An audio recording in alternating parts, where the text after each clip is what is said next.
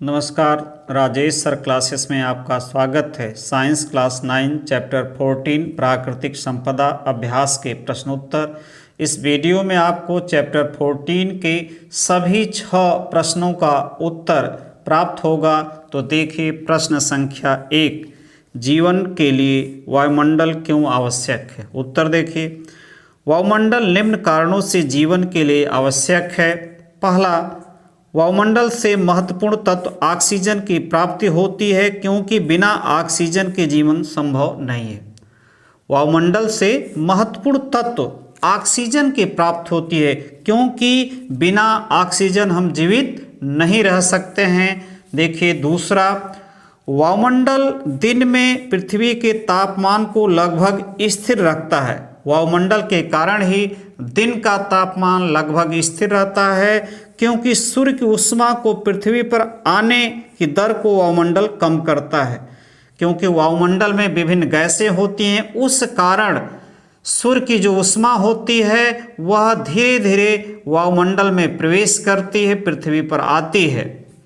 अगला देखिए तीसरा, वायुमंडल रात के समय ऊष्मा को अंतरिक्ष में जाने की दर को कम करता है। वायुमंडल रात के समय ऊष्मा को अंतरिक्ष में जाने की दर को कम करता है, क्योंकि वायु जो होती है ऊष्मा की कुचालक होती है। इस कारण जो ऊष्मा सूर्य से पृथ्वी को प्राप्त होती है और रात के समय वो धीरे धीरे वायुमंडल में अंतरिक्ष में जाती है, जिससे रात का तापमान अचानक कम नहीं होता। इस कारण जो रात का तापमान होता है वो अचानक कम नहीं होता है, लगभग स्थिर बना रहता है। अब अगला देखिए, पेड़ पौधों में प्रकाश संश्लेषण के लिए आवश्यक कार्बन डाइऑक्साइड गैस वायुमंडल से ही प्राप्त होता है। पेड़ पौधों में प्रकाश संश्लेषण की क्रिया के लिए आवश्यक कार्बन डाइऑक्साइड गैस वायुमंडल से ही प्राप्त होता है। अगला देखिए, वायुमंडल में उपस्थित ओजोन परत परावैंगनी विकिरणों का अवशोषण कर लेती है, क्योंकि ये विकिरण जीवन के लिए हानिकारक होती है। वायुमंडल में उपस्थित ओजोन परत परावैंगनी विकिरणों को अवशोषण कर लेती है, क्योंकि ये विकिरण हमारे जीवन के लिए हानिकारक होते हैं। अब देखिए अगला प्रश्न 2, जीवन के लिए जल क्यों अनिवार्य है। तो देखिए उत्तर इसका, जल निम्नलिखित कारणों से जीवन के लिए आवश्यक है। पहला है, पृथ्वी पर जल एक अद्भुत द्रव है। पृथ्वी पर जल क्या है? एक अद्भुत द्रव है, क्योंकि बिना जल जीवन संभव नहीं है। बिना जल के जीवन संभव नहीं है। सभी जीव के जीवन के लिए जल की आवश्यकता होती है। सभी पृथ्वी पर जितने भी जीव हैं सभी के जीवन के लिए जल की आवश्यकता होती है। अब अगला देखिए, सभी कोशिकीय अभिक्रियाएं जलीय माध्यम में ही संपन्न होती हैं। सभी कोशिकीय अभिक्रियाएं, किसी भी जीव में जो कोशिकीय अभिक्रियाएं होती हैं वो जलीय माध्यम में ही संपन्न होती हैं। अगला है, सभी जीवों में जल परिवहन का कार्य करती है। सभी जीवों में जल परिवहन का कार्य करती है, क्योंकि शरीर में एक भाग से दूसरे भाग तक पदार्थों का संवहन तरल रूप में ही संभव है। सभी जीवों में जल का कार्य है परिवहन, क्योंकि यह विभिन्न जो पदार्थ होते हैं शरीर के लिए आवश्यक होते हैं, जीव के लिए आवश्यक होते हैं, उनका संवहन एक जगह से दूसरे जगह तक ले जाता है। अब अगला देखिए, पेड़ पौधों में प्रकाश संश्लेषण की क्रिया के लिए जल एक आवश्यक कारक है। पेड़ पौधों में प्रकाश संश्लेषण की क्रिया के लिए जल क्या है? एक आवश्यक कारक है। प्रकाश संश्लेषण के द्वारा पेड़ पौधों में भोज्य पदार्थों का निर्माण होता है। वहाँ कार्बन डाइऑक्साइड गैस और जल की महती आवश्यकता होती है। अब अगला देखिए, पेड़ पौधों जीव जंतुओं के शरीर का अंतः तापमान स्थिर रखने के लिए जल आवश्यक होता है।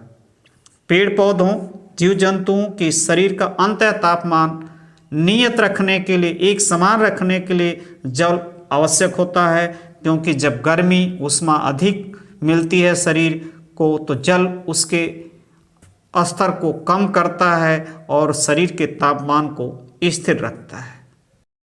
प्रश्न 3, जीवित प्राणी मृदा पर कैसे निर्भर है? क्या जल में रहने वाले जीव संपदा के रूप में मृदा से पूरी तरह स्वतंत्र हैं? तो देखिए उत्तर, मृदा जिसे हम मिट्टी कहते हैं, मृदा मिट्टी एक मिश्रण होता है जिसमें विभिन्न पदार्थों के छोटे छोटे कण तथा सड़े गले जीवों के टुकड़े मिले होते हैं। मृदा एक मिश्रण होता है जिसमें विभिन्न पदार्थों के छोटे छोटे कण तथा सड़े गले जीवों के टुकड़े मिले होते हैं। सड़े गले जीवों के टुकड़ों को ह्यूमस कहा जाता है। सड़े गले जीवों के टुकड़ों को ह्यूमस कहा जाता है। ह्यूमस मृदा को सरंद बनाता है, यानी ह्यूमस जो होता है मृदा में छिद्र बनाता है जिससे जल तथा वायु भूमि के अंदर आसानी से प्रवेश कर पाता है, जिसके कारण जल तथा वायु भूमि के अंदर आसानी से प्रवेश कर पाता है। यानी ह्यूमस के कारण ही जल तथा वायु भूमि के अंदर आसानी से प्रवेश कर पाता है। पौधों का विकास मृदा के इन्हीं पोषक तत्वों से होता है। पौधों का जो विकास होता है मृदा के इन्हीं पोषक तत्वों से होता है और जीवित प्राणी इन्हीं पौधों से अपना भोजन प्राप्त करते हैं। यानी जीवित प्राणी जो होते इन्हीं पौधों से अपना भोजन प्राप्त करते हैं। इस प्रकार पौधे मृदा पर निर्भर हैं जबकि जीवित प्राणी पौधों पर निर्भर हैं। इस प्रकार पौधे कहाँ निर्भर हैं? मृदा पर, और जीवित प्राणी पौधों पर निर्भर है। तो हम कह सकते हैं जीवित प्राणी एक चक्र के रूप में मृदा पर निर्भर होते हैं। अब देखिए, क्या जल में रहने वाले जीव संपदा के रूप में मृदा से पूरी तरह स्वतंत्र हैं? इसका आंसर देखिए, जल में रहने वाले जीव संपदा के रूप में मृदा से पूरी तरह स्वतंत्र नहीं होते। जल में रहने वाले जो जीव होते हैं संपदा के रूप में मृदा से पूरी तरह स्वतंत्र नहीं होते, क्योंकि जब जल मृदा मिट्टी पर से बहता है तो अपने साथ विभिन्न प्रकार के खनिजों को ले जाता है जो जल में रहने वाले जीवों के लिए पोषक तत्व का कार्य करता है। जब जल मिट्टी पर से बहता है तो अपने साथ विभिन्न प्रकार के खनिजों को ले जाता है जो जल में जीव रहते हैं उनके लिए वो पोषक भोजन का कार्य करता है। इस प्रकार जल में रहने वाले जीवों का जीवन मृदा पर निर्भर रहता है। इस प्रकार जल में रहने वाले जीवों का जीवन मृदा पर निर्भर रहता है, यानी वो पूरी तरह से मृदा से स्वतंत्र नहीं हो सकते हैं। प्रश्न 4, आपने टेलीविज़न पर और समाचार पत्र में मौसम संबंधी रिपोर्ट को देखा होगा। आप क्या सोचते हैं कि हम मौसम के पूर्वानुमान में सक्षम हैं? तो देखिए उत्तर, हम मौसम के पूर्वानुमान में सक्षम हैं क्योंकि किसी क्षेत्र में पवन की चाल, दिशा, तापमान, आर्द्रता, निम्न तथा उच्च दाब का क्षेत्र का अध्ययन करके मौसम का पूर्वानुमान किया जा सकता है। हम मौसम के पूर्वानुमान में सक्षम हैं क्योंकि किसी स्थान क्षेत्र में पवन की चाल, दिशा, तापमान, उस स्थान का आर्द्रता, निम्न तथा उच्च दाब क्षेत्र का अध्ययन करके उस स्थान पर मौसम की भविष्यवाणी पूर्वानुमान कर सकते हैं। जैसे यदि किसी स्थान पर निम्न वायु दाब का क्षेत्र बना हुआ है तो वहाँ पर तेज हवा के साथ वर्षा हो सकती है। यदि किसी स्थान पर निम्न वायु दाब का क्षेत्र बना हुआ है तो वहाँ पर तेज हवा के साथ वर्षा हो सकती है, क्योंकि यह पूर्वानुमान ही है। अगला प्रश्न 5, हम जानते हैं कि बहुत सी मानवीय गतिविधियाँ वायु, जल एवं मृदा के प्रदूषण स्तर को बढ़ा रहे हैं। क्या आप सोचते हैं कि इन गतिविधियों को कुछ विशेष क्षेत्रों में सीमित कर देने से प्रदूषण के स्तर को घटाने में सहायता मिलेगी? तो देखिए उत्तर, वायु, जल एवं मृदा प्रदूषण स्तर को बढ़ा रहे मानवीय गतिविधियों को कुछ विशेष क्षेत्रों में सीमित कर देने से प्रदूषण स्तर घटाने में कुछ मदद मिल सकती है। वायु, जल एवं मृदा प्रदूषण स्तर को बढ़ा रहे मानवीय गतिविधियों को कुछ विशेष क्षेत्रों में सीमित कर देने से, कम कर देने से प्रदूषण स्तर घटाने में कुछ मदद मिल सकती है। जैसे मृदा प्रदूषण को हम रासायनिक उर्वरकों के स्थान पर जैविक खादों का प्रयोग करके कम कर सकते हैं। मृदा प्रदूषण को हम रासायनिक उर्वरकों के स्थान पर जैविक खादों, जैसे गोबर की खाद है, सड़ी गली पत्तियों पेड़ पौधों का खाद है, का प्रयोग करके कम कर सकते हैं। लेकिन जल और वायु प्रदूषण के स्तर को कम करना आधुनिक जीवन शैली में संभव नहीं। इसको तो कम कर सकते हैं मृदा प्रदूषण को, लेकिन जल और वायु प्रदूषण के स्तर को कम करना इस आधुनिक जीवन शैली में संभव है। जो आज की आधुनिक जीवन शैली है, तमाम गाड़ियां, तमाम कल कारखाने, हवाई जहाज चल रहे हैं, वहाँ जल और वायु का प्रदूषण व्यापक पैमाने पर हो रहा है। और इस जो जीवन शैली आधुनिक है, इस कारण हम उसे कम नहीं कर सकते, क्योंकि कल कारखानों से निकला प्रदूषित जल हमारे जलाशयों, नदियों, समुद्रों को बहुत अधिक प्रदूषित कर चुका है।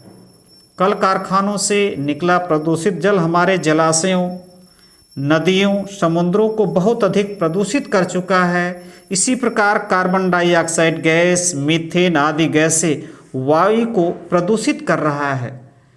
ये विकास के दौड़ में जो हम लोग चल रहे हैं, उससे कार्बन डाइऑक्साइड, मीथेन, अन्य गैसें, सल्फर डाइऑक्साइड गैसें वायु को प्रदूषित कर रहे हैं, जिससे रोकना आसान नहीं दिखाई पड़ रहा है। इसे रोकना संभव नहीं है। अगला प्रश्न देखिए। प्रश्न 6, जंगल वायु, मृदा तथा जलीय स्रोत की गुणवत्ता को कैसे प्रभावित करते हैं? तो देखिए आंसर। जंगल वायु की गुणवत्ता को नियंत्रित करने में महत्वपूर्ण भूमिका अदा करता है। जंगल वायु की गुणवत्ता, शुद्धता को नियंत्रित करने में महत्वपूर्ण भूमिका अदा करता है, क्योंकि वायु जो होती है विभिन्न गैसों की मिश्रण होती है। क्योंकि पेड़ पौधे प्रकाश संश्लेषण की क्रिया के द्वारा कार्बन डाइऑक्साइड गैस का अवशोषण करके ऑक्सीजन प्रदान करते हैं। जंगल के जो पेड़ पौधे होते हैं प्रकाश संश्लेषण की क्रिया के द्वारा कार्बन डाइऑक्साइड गैस का अवशोषण करके जीवनदायिनी ऑक्सीजन प्रदान करते हैं, जिसके कारण वायु में कार्बन डाइऑक्साइड तथा ऑक्सीजन का उचित अनुपात बना रहता है। कार्बन डाइऑक्साइड तथा ऑक्सीजन का उचित अनुपात बना रहता है। जंगल के कारण वर्षा होती है। जंगल के कारण ही वर्षा होती है, जिससे हमारे आसपास के वातावरण का तापमान स्थिर रहता है, नियत रहता है। अब देखिए, पेड़ पौधों की जड़ें मिट्टी को मजबूती के साथ बांधे रखती है, जिससे वर्षा के कारण मिट्टी का कटाव नहीं हो पाता है।